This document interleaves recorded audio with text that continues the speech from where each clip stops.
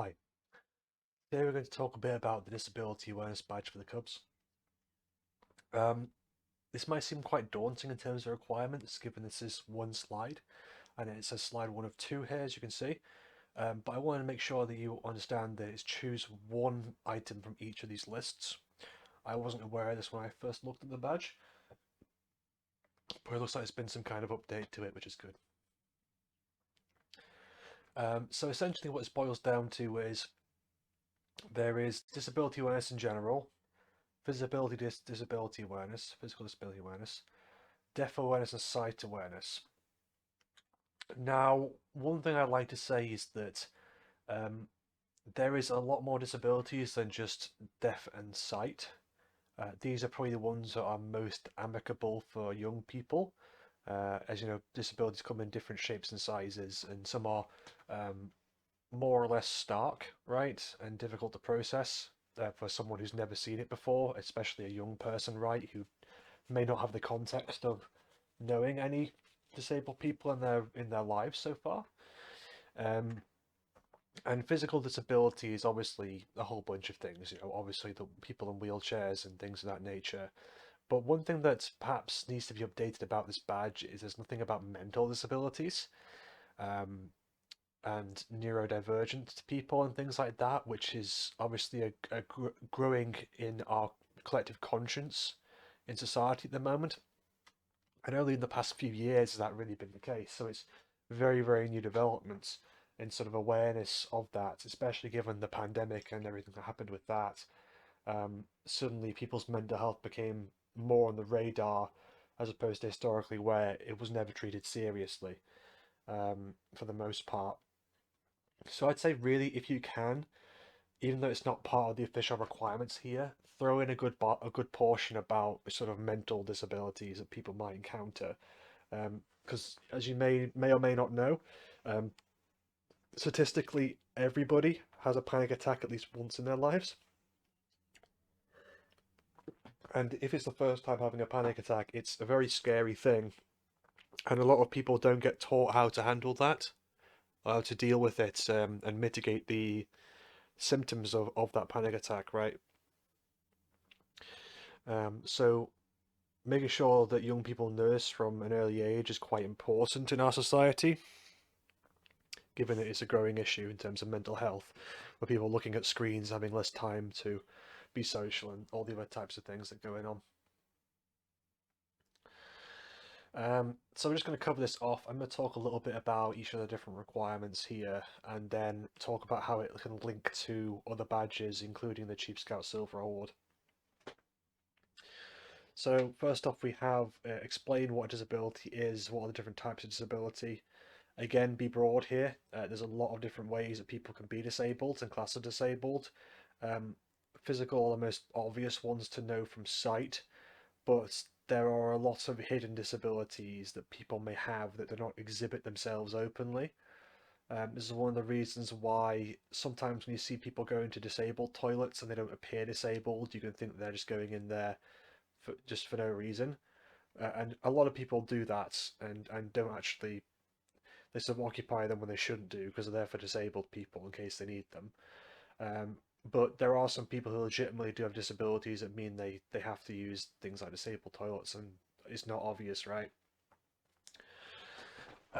Number two, we have a research a famous person with a disability and make a poster or write about their life and achievements. Obviously, there's a lot of different people this can apply to. There's a lot of Paralympians out there. If you think a bit about how it's can relate to other badges, potentially you could relate this to perhaps the scientist badge. That's more about physical sort of examples of experiments. But if you talk about, for example, Stephen Hawking a little bit, and you make some kind of gravity or black hole type simulation using marbles and a tablecloth or something, that'd be a very good way of going about sort of broaching the subject to them while doing a different badge at the same time. Make a poster or write about their life and achievements. Obviously, this goes towards the artist activity badge too. as well as the My Skills activity badge, challenge badge, which goes towards a Chief Scout Silver, because that's to do with sort of making creative things. Next, we have visit a local community building like a library, town hall, or cinema. How accessible is it for someone with a disability? This is something that's quite interesting, actually. There's a lot of things out there that should be disabled access but aren't. A prime example is the fact that if you go to any crossings on the road crossings, there should be tactile bumps sort of on the parts where you're supposed to cross and get on and off.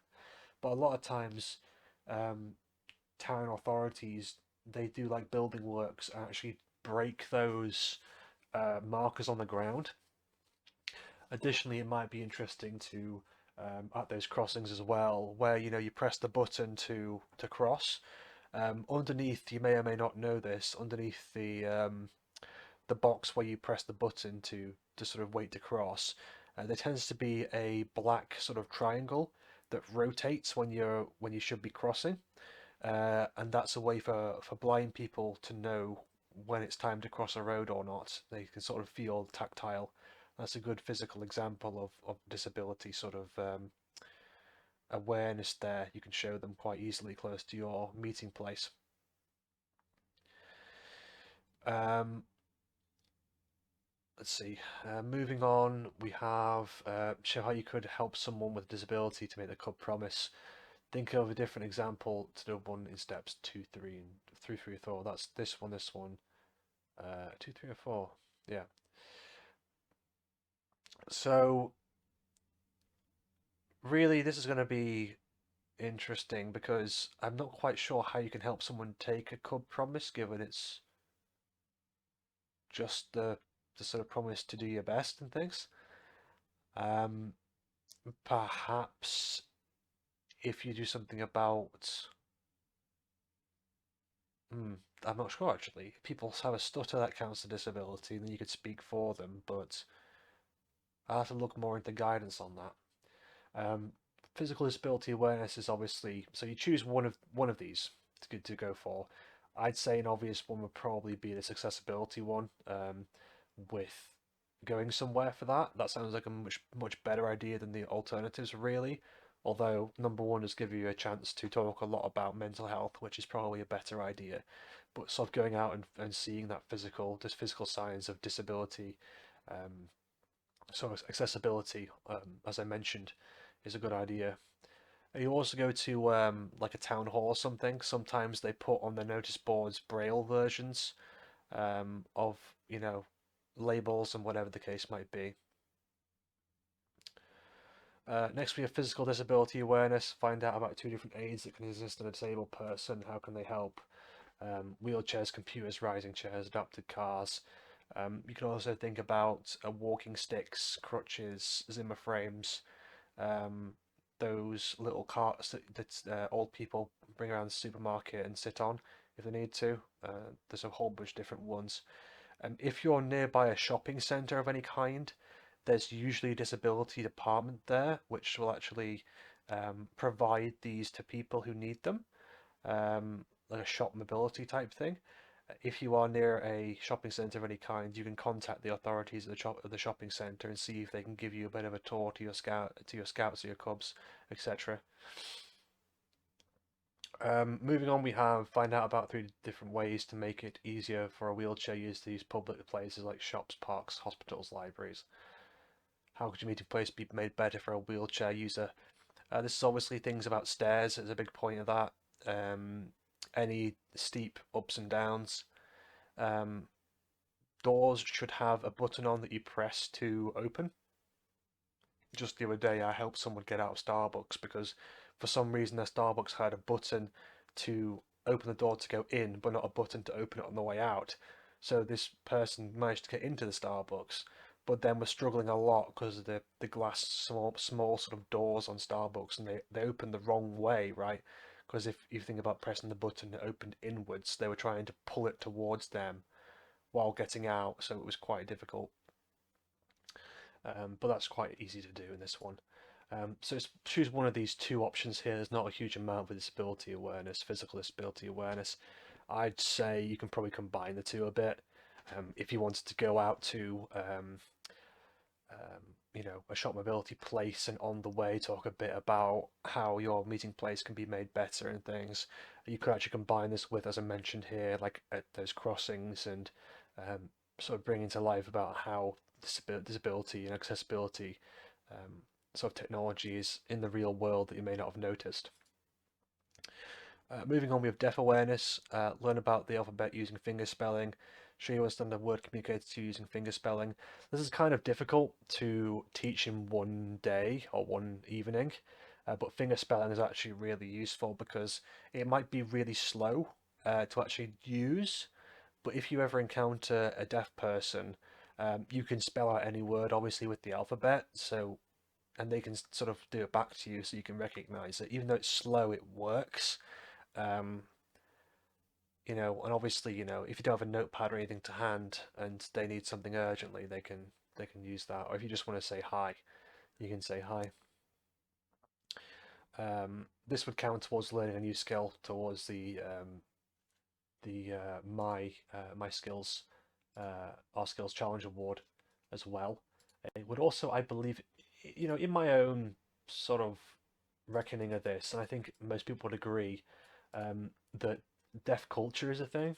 It's a different kind of world that has its own slang and things like that to use.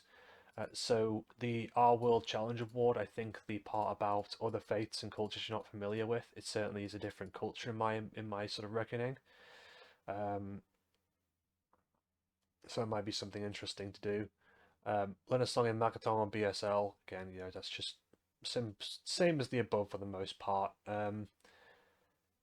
If you combine this potentially with the Outdoors Challenge Award, if you do a camp song, that would count towards that. Um, Explain what equipment a deaf person might use in their home. You might look at special features on things like fire alarms, telephones, and TVs. Also thinking about alarm clocks and things like that. They're examples of alarm clocks that don't make noise, but they vibrate really loud or really strongly, or they flash lights a lot. There are plenty of videos on YouTube about this kind of stuff. So it's worth, if you've got a laptop or something and a projector, to show up some of these on, um, you know, a projector, etc. Show how you would approach a deaf person, speak to them so they can lip read. I'd say even beyond that, if you know any deaf people, you may as well bring them along for this one. I'm sure they'd be more than happy to show off things a bit and sort of say hi to people, especially teaching, a little bit of finger spelling and stuff like that. That could be interesting to do. Um, Speak to them so they can lip read. There are different methods of doing that, but obviously not exaggerating too much as it can get a bit hard, but not mumbling is a big one, right? In fact, if you use finger spelling while talking, then that can help out quite a bit too. Because unlike what some people may think, lip reading is not a 100% accurate or even, majority accurate sort of art. It's something that takes a lot of experience to do, and even then it's kind of shaky because sometimes words have almost exactly the same lip formations. Um, Sight awareness. This is actually quite interesting. So these could count towards communicator badge, activity badge, which is to do with learning a new language. Obviously, BSL counts as a different language all of its own. So I'd say that if you wanted to do part of the communicator badge while doing this, you absolutely can do.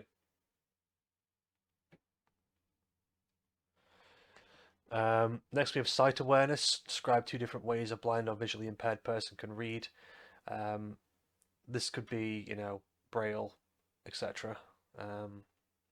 You can use announcers on computers and things too. So if you have a laptop and you've been doing other parts of this badge with a laptop, you can turn on the sort of announcer narrator type feature and then go to a web page and it'll read it out.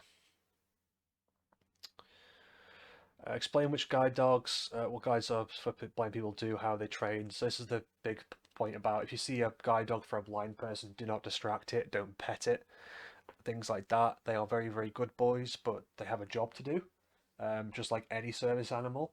And by distracting a guide dog, you can cause a lot of havoc. So it's worth telling young people that at the age of cubs, they understand that. Um, because the sort of instinct when you see any kind of dog is to interact with it, really, if you're not afraid of them. Um, but guide dogs are there to make sure blind people don't get hurt, essentially. So that's quite important. They look out for cars and all kinds of different things and dangers on pathways and things like that. So certainly something. Um, Number three, learn and read your name in Braille. It can be kind of difficult to write Braille, but if you have any kind of little bead that you can sort of push up paper with or card, that might work as a very improvised way of doing so. Uh, uh, Sorry about that. Show how to approach a blind or visually impaired person. How would you identify yourself? Um, Saying hello would be one thing. You can describe what you look like if they ask. One thing that blind people sometimes ask to do is to touch your face, which sounds a little bit strange. Um, Usually that's sort of quite an intimate thing, but it gives them an idea of what you look like, um, which can be quite interesting. But again, if you know any blind people or whatever the case might be, or you can contact any organisation about that, it can be very interesting to have a blind person there, especially as they can explain things in their own words, etc., which can be quite good. They might even have you get special machines that can print out Braille, so they could always bring one of those along, etc., if they felt the need to. So there's quite a lot of stuff you can do here. In terms of relations to other badges, there's not too many. I've mentioned quite a few in terms of the world badge, the R skills badge. Beyond that, perhaps you could link it a bit into global issues. Obviously, is a global issue.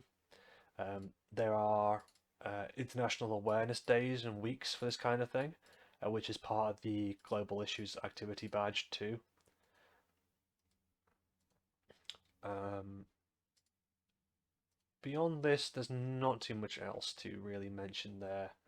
Um, so hopefully that's been useful, and hopefully you have a good time with this badge. Have a great day. Bye bye.